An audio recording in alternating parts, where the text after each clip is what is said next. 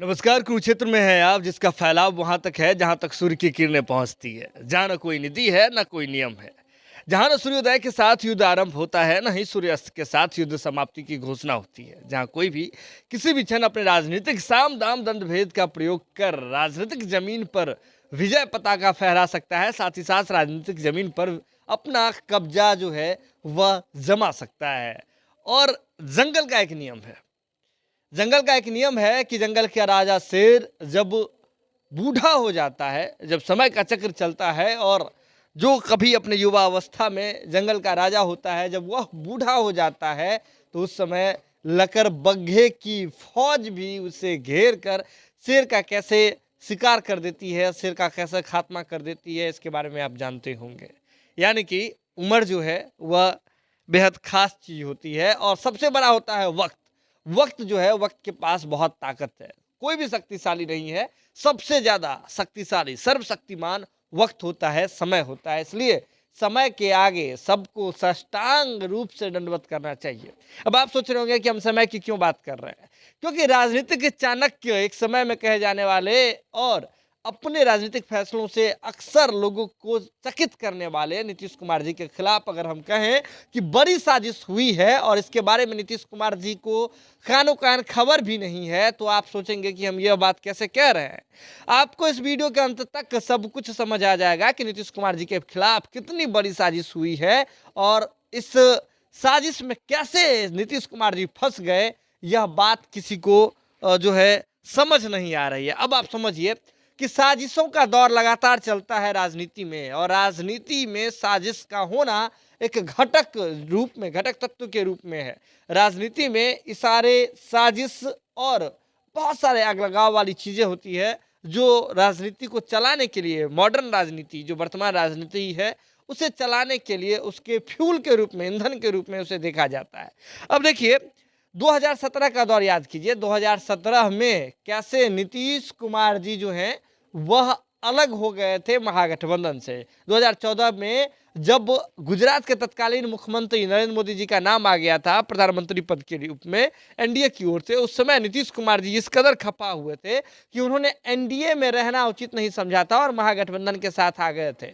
2014 में भाजपा प्रचंड बहुमत से पूरे केंद्र में बहुमत की सरकार बनाती है और उसके बाद 2015 में भाजपा के विजय पताका को अगर कोई झुका देता है, विजय रथ को कोई रोक देता है, तो वह बिहार होता है। और बिहार में नीतीश कुमार और लालू प्रसाद यादव जी की जोड़ी होती है, चाचा और दो राजनीतिक भाई की जो है जोड़ी होती है, और इसका प्रमाण सभी के पास है, इतिहास गवाह है। लेकिन 2017 में जब नीतीश कुमार जी और लालू प्रसाद यादव जी मिलकर के सरकार चला रहे थे, तो ऐसा क्या हुआ था कि नीतीश कुमार जी को वापस जो है यू टर्न लेना पड़ा था और दौरे दौरे बीजेपी के शरण में आ गए थे। दरअसल 2017 में आपको याद होगा कि कैसे मामले उठाए गए थे भ्रष्टाचार को लेकर के लालू प्रसाद यादव जी के परिवार पर, और उस समय आईआरसीटीसी घोटाले की भी जो है चर्चा की गई थी, और जिसके बाद जो है नीतीश कुमार जी इस पूरे प्रकरण में तेजस्वी यादव जी से उम्मीद कर रहे थे कि वे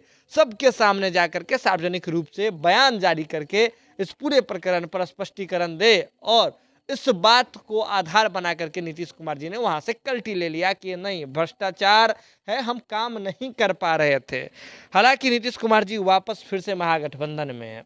कैसे हैं, किस परिस्थिति में आए, यह आप बताने की जरूरत नहीं है, लेकिन अब उस समय की बातें खुल करके सामने आ रही है। जनता दल यूनाइटेड के राष्ट्रीय अध्यक्ष हैं ललन सिंह जी, राजीव रंजन सिंह उर्फ ललन सिंह जी। ललन सिंह जी भूमिहार समाज से आते हैं, कदावर नेता माने जाते हैं, और जदयू में उनका बड़ा जो है पकड़ है। अब जदयू के राष्ट्रीय अध्यक्ष ही हैं तो पकड़ तो जाहिर तौर पर रहेगा ही। वर्तमान में ऐसा दावा भी होता है उनकी ओर से और तमाम लोगों की ओर से। हालांकि परिस्थिति के अनुरूप यह समय समय पर देखा जाता रहा है कि जदयू में गुटबाजी कितना सक्रिय है। हर दल में गुटबाजी होता है, लेकिन जदयू में गुटबाजी कितना भीतर खाने में सक्रिय है, यह अभी बात किसी से छुपी हुई नहीं है।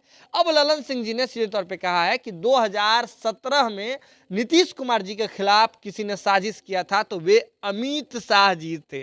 अमित शाह जी ने षड्यंत्र के तहत जो है उन्होंने एक बड़ा साजिश किया था, और आईआरसीटीसी घोटाला हो या और अलग अलग मामले में हो, पूरे साजिशकर्ता के सूत्रधार अगर कोई थे तो ललन सिंह जी थे। माफ कीजिएगा, ललन सिंह जी ने कहा है कि अमित शाह जी सूत्रधार थे उस तमाम साजिशकर्ताओं के, और इस साजिश की भेंट चढ़ गए थे मुख्यमंत्री नीतीश कुमार। तो नीतीश कुमार के खिलाफ बड़ी साजिश हुई थी 2017 में। इसके बाद उन्होंने एक और बड़ी साजिश की ओर इशारा किया। उन्होंने कहा 2020 के विधानसभा चुनाव के दौरान जो बिहार में साजिश हुआ था कि नीतीश कुमार जी को कैसे खत्म किया जाए साथ रहते हुए, तो वे साजिशकर्ता कोई और नहीं बल्कि देश के गृह मंत्री अमित शाह जी थे। अब आप सोच रहे होंगे कि ललन सिंह जी इस तरह की बात अब क्यों कर रहे हैं, और नीतीश कुमार जी जब राजनीतिक चाणक्य समझे जाते हैं तो वे कैसे फंस गए भाजपा के इस चक्रव्यूह में, भाजपा की इस साजिश में, जब बीजेपी उनके साथ थी भी 2020 में और जब 2017 में साथ नहीं थी। तो एक बार तो साजिश से पहले अपने पाले में कर लिए ललन सिंह जी की माने तो बीजेपी ने, एक बार तो उन्हें साजिश करके नीतीश कुमार जी को अपने पाले में कर लिया, और दूसरी बार साजिश करके नीतीश कुमार जी के साथ रहते हुए नीतीश कुमार जी का पत्ता काटने का, राजनीतिक हत्या करने का भरपूर कोशिश किया 2020 के विधानसभा चुनाव में। और इसका परिणाम देखिए ना, परिणाम ऐसा आया कि नीतीश कुमार जी, जो कभी उनकी party Janata Dal United number 1 रहा करती थी विधायकों की संख्या के हिसाब से बिहार में, वे जो है महज 43 सीटों पर आकर के सिमट गए, जिसके बाद नीतीश कुमार जी को यह तक कहना पड़ता है कि कौन साथ था कौन साथ नहीं था इसके बारे में कुछ पता ही नहीं चला। और उसका असर कुछ दिन बाद दिखता है 2022 में आकर के अंततः एनडीए का जो गठबंधन है वह टूट जाता है, और महागठबंधन में नीतीश कुमार जी शामिल होकर के सरकार बना देते हैं। अब आप सोच रहे होंगे कि ललन सिंह जी यह बात कर रहे हैं कि बीजेपी ने साजिश किया। तो सबसे पहले इस अभी के घटनाक्रम को देखिए कि ललन सिंह जी कब कह रहे हैं, फिर हम आएंगे और भी चीज़ों पर। आप जिस बात को सुनने के लिए आए हैं उस पर भी हम आएंगे, हम आपको सुनाएंगे कि कैसे सभी साथ हैं और साजिश के रूप में कैसे साथ हैं। अब आपको आगे आकर के समझ आएगा। अब सीधे तौर पर पहले यह बात समझिए कि ललन सिंह जी यह बात तब कह रहे हैं जब अमित शाह जी, जो कि देश के गृह मंत्री हैं, वह सीमांचल के दौरे पर आए हैं, और सीमांचल में जो है वह पूर्णिया में संबोधित करते हुए ललन सिंह जी का बड़े मंच से नाम लेते हुए कहते हैं कि ललन सिंह जी नए नए नेता जो हैं जदयू ने ललन सिंह जी को बनाया है। तो इस पर ललन सिंह जी पहले जवाब देते हुए कहते हैं अमित शाह जी से कि अमित शाह जी, जब आप 10 वर्ष के थे उस समय से मैं राजनीतिक संघर्ष कर रहा हूँ, और यह बात जो है सार्वजनिक पटल पर है, सबको मालूम है, हमारा इतिहास है, और आप किस संघर्ष से नेता बने हैं यह भी लोगों को बता दीजिए। इसके बाद यह पूरा जो है हमला जो है खत्म नहीं हुआ, ऐसा लगा कि यह एक हमले की सीरीज की जो है आपको शुरुआती शुभारंभ था। और ऐसे में इसके बाद हमने देखा कि कैसे ललन सिंह जी सीधे तौर पर अमित शाह जी को पूर्णिया एयरपोर्ट वाला मामला हो, जिसमें उन्होंने बयान दे दिया था, अमित शाह जी अलग अलग मसलों पर क्यूट कर रहे हैं, उन्हें घेर रहे हैं, और अब ललन सिंह जी कह रहे हैं कि बीजेपी ने नीतीश कुमार जी के खिलाफ बड़ी साजिश की है इस पूरे प्रकरण में। लेकिन अब आपको बताते हैं कि बीजेपी ने एक और बड़ी साजिश की है। ये तो ललन सिंह जी ने कहा कि 17 और 22 वाला, अब कौन सी बड़ी साजिश कर रही है, अब हम आपको बताते हैं।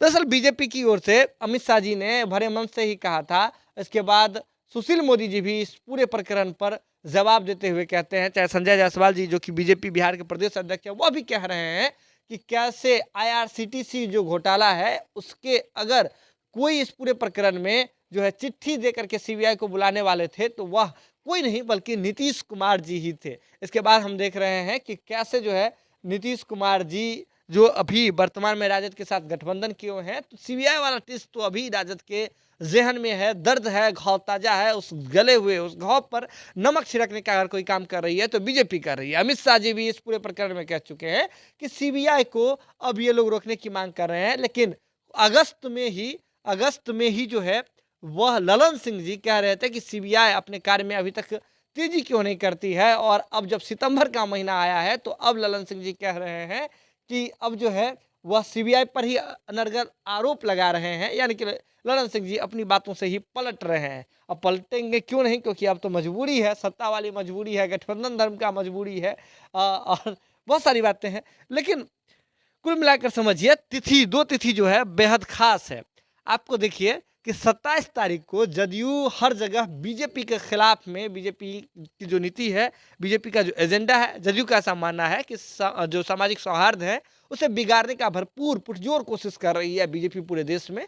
तो उस सामाजिक सौहार्द का बिगाड़ने का जो एजेंडा है बीजेपी, उसके खिलाफ पूरे जो बिहार में प्रखंड स्तर पर बीजेपी के खिलाफ जदयू के कार्यकर्ता धरना प्रदर्शन करेंगे। और 27 तारीख आपने देखा कि 27 को ये नीतीश कुमार जी करने वाले, नीतीश कुमार जी की पार्टी करने वाली है जनता दल यूनाइटेड। और 28 को IRCTC मामले में CBI जो है वह आरोप को जो है आपको बता दें कि आरोप के पर पूरा आरोप तय करेगी और पूरा जो है सब कुछ पूरा अगर देखें ना ओवरऑल कंक्लूजन करेगी, पूरा हिसाब किताब करेगी। और 28 को अगर तेजस्वी यादव जी का जमानत रद्द भी हो सकता है, क्योंकि तेजस्वी यादव जी पर यह आरोप लगाया था CBI ने कि वे जिस पद पर हैं और जब बाहर है जमानत पर बाहर है, बेल पर बाहर है, तो ऐसे में तेजस्वी यादव जी पूरे जांच को प्रभावित करने की कोशिश कर सकते हैं। ऐसा CBI ने दिल्ली कोर्ट में कहा था, जिसके बाद CBI की ओर से नोटिस भी दिया गया था। अब समझिए, बीजेपी के खिलाफ नीतीश कुमार जी की पार्टी 27 तारीख को ये करने जा रही है और 28 तारीख को हो सकता है कि तेजस्वी यादव जी को जेल हो जाए अगर जमानत याचिका तेजस्वी यादव जी की खारिज होती है तो। बात समझिए, मतलब कितना इस पूरे प्रकरण पर बीजेपी ने पूरा एकदम फोकस कर दिया है कि कैसे नीतीश कुमार जी के विषय में आरजेडी के भीतर जो है, आरजेडी के लोगों के भीतर एक बड़ा गुस्सा, एक जो है आरजेडी को खत्म करने की जो नीतीश कुमार जी कैसे साजिश कर रहे हैं, इसके खिलाफ आरजेडी के लोगों को तैयार किया जाए, ऐसा बीजेपी कोशिश कर रही है। तो बीजेपी तो नीतीश कुमार जी के राजनीतिक अंत की लगातार कोशिश कर ही रही है। 2017 से ही, ललन सिंह जी की माने तो 2017 से 2020 में, अब 2022 में कोशिश कर रही है बीजेपी नीतीश कुमार जी की कैसे राजनीतिक हत्या हो जाए। मतलब एक LIC का टैगलाइन होता है कि जिंदगी के साथ भी, जिंदगी के बाद भी। तो आप देखिए ना, नीतीश कुमार जी और भाजपा के बीच ऐसा संबंध हो गया है कि जब साथ थे तब भी साथ में रह करके पीठ में खंजर घोंपने वाली बात थी, और जब साथ नहीं है तब भी एक दूसरे का पांव खींचने में लगातार कोशिश में लगे हुए हैं। इसमें बीजेपी अभी प्रमुखता से दिख रही है, और दिखेगी भी क्यों नहीं, क्योंकि बिहार में विपक्ष की पार्टी हो गई है। अब आप सोचना चाह रहे हैं ललन सिंह जी के बारे में।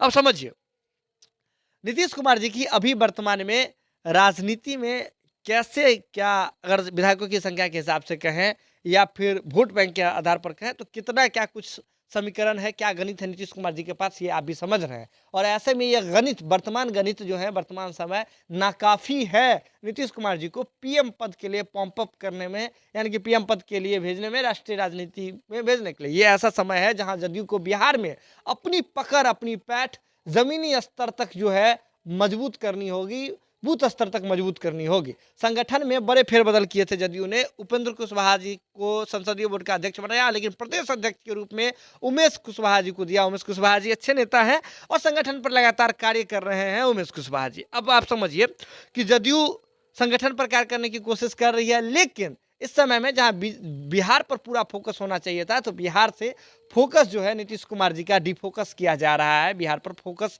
नीतीश कुमार जी पूरी तरीके से नहीं बना पा रहे हैं। अब आप समझ रहे होंगे कि इसमें ललन सिंह जी का क्या हाथ है। तो हम ये नहीं कह रहे हैं, ये बात अब सुशील मोदी जी कह रहे हैं। सुशील मोदी जी कह रहे हैं कि ललन सिंह जी जो इस तरह का बयानबाजी कर रहे हैं, वह सिर्फ और सिर्फ एक ही इसी बात के कुंठा में कर रहे हैं कि कैसे जो है वे उन्हें जो है जो केंद्र में मंत्री नहीं बनाया गया, इस बात को लेकर के ललन सिंह जी अभी तक खफा हैं। और इसी मनोदशा से जो है आपको प्रेरित होकर के ऐसे ललन सिंह जी इस तरह की बयानबाजी कर रहे हैं और लगातार जो है एक ही दिशा में कार्य कर रहे हैं। आप समझिए, सुशील मोदी जी की बातों को देखें तो ललन सिंह जी वर्तमान में जो कुछ भी कर रहे हैं, उसमें उनकी जो भावना जो आहत हुई थी, वो बातें जो है सम्माहित है। यानी कि उन्हें जो केंद्र में मंत्री नहीं बनाया गया था, उससे उनकी भावनाएं आहत हुई थी। वो बातें जो है अभी तक ललन सिंह के जेहन में है। और ललन सिंह जी का जितना भी फैसला हो रहा है, उसी से कहीं ना कहीं मिल करके, ओतप्रोत होकर के, उसी बात की चाशनी में डूब करके हो रही है। अब बात समझिए, अब देखिए पिछले कुछ दिनों के घटनाक्रम को देखिए कि कैसे NDA से नीतीश कुमार जी अलग होते हैं। इसके बाद उसमें आते हैं, ये सब RJD के साथ आते हैं, केंद्र की राजनीति में उतरने के लिए पंप अप होते हैं, विपक्षी नेताओं से लगातार मुलाकात करते हैं, PM पद के उम्मीदवार बनते हैं, फिर PM पद वाले उम्मीदवार से नाम वापसी ले लेते हैं, कहते हैं कि नहीं उम्मीदवार है ही नहीं, विपक्षी एकता के अच्छी में कर रहे हैं। अब ये सब कब हो रहा है? जब ललन सिंह जी राष्ट्रीय अध्यक्ष बने हैं जनता दल यूनाइटेड के। बात समझिए कि ललन सिंह जी राष्ट्रीय अध्यक्ष बनते हैं जनता दल यूनाइटेड के। इसके बाद जदयू के फैसले में कहीं ना कहीं जो है परिवर्तन होने लगता है, और ये इस समय में हो रहा है जब नीतीश कुमार जी मजबूत नहीं दिख रहे हैं। बिहार जो नीतीश कुमार जी का कर्मभूमि है, ऐसे में आप बात समझिए कि आपके एरोप्लेन में फ्यूल नहीं है और बिना फ्यूल के आप लेकर के उड़ गए, एक बड़े यात्रा पर निकल गए, तो फिर कैसे काम चलेगा? आपको तो देखना होगा ना, अगर आप एक कुशल अगर एक पायलट हैं, तो आपको तो चीज़ों को, परिस्थिति को मैनेज करना होगा। आपको बताना भी नहीं है कि हमारे पास फ्यूल नहीं है। हाँ, और आपको ये भी नहीं करना है कि आपको उड़ा करके लेके चला जाना है। मतलब कुछ तो करना है ना ऐसा। तो ऐसा नहीं कि आपने बस उड़ा करके लेके चले गए। तो ऐसे में ये समझा जा रहा है कि ललन सिंह जी, अगर सुशील मोदी जी की माने तो ललन सिंह जी जो कुछ भी कर रहे हैं अपने राजनीतिक फायदे के लिए कर रहे हैं, आपसी टिस में कर रहे हैं, दिल का जो दर्द है उसमें कर रहे हैं, और इसका सीधा खामियाजा नीतीश कुमार जी को भोगना पड़ रहा है, भुगतना पड़ रहा है। आप समझिए, नीतीश कुमार जी वर्तमान में न तो अब उसके लिए बीजेपी के लिए सटीक बन रहा है, क्योंकि अमित शाह जी कह रहे हैं कि नीतीश कुमार जी ऐसे हैं कि ऐसा कोई सगा नहीं जिसे नीतीश ने ठगा नहीं, और इसके बाद आरजेडी के भी मन में इस तरह का भावना पैदा किया जा रहा है। लेकिन इस पूरे प्रकरण में एक बड़ा नाम सामने आया है, वो है ललन सिंह जी का। ललन सिंह जी के अध्यक्छ, राष्ट्रीय अध्यक्ष बनने के बाद जिस प्रकार से फैसले ले रही है जदयू, तो उस फैसले पर कहीं ना कहीं एक बार सवाल खड़ा होने लगा है। और यह बात भी कुछ अब जो है लोगों के बीच में इस बात की चर्चा शुरू हो गई है कि क्या नीतीश कुमार जी, यानी कि जदयू जो फैसला ले रही है उसमें अब नीतीश कुमार जी की कुछ नहीं चल रही है।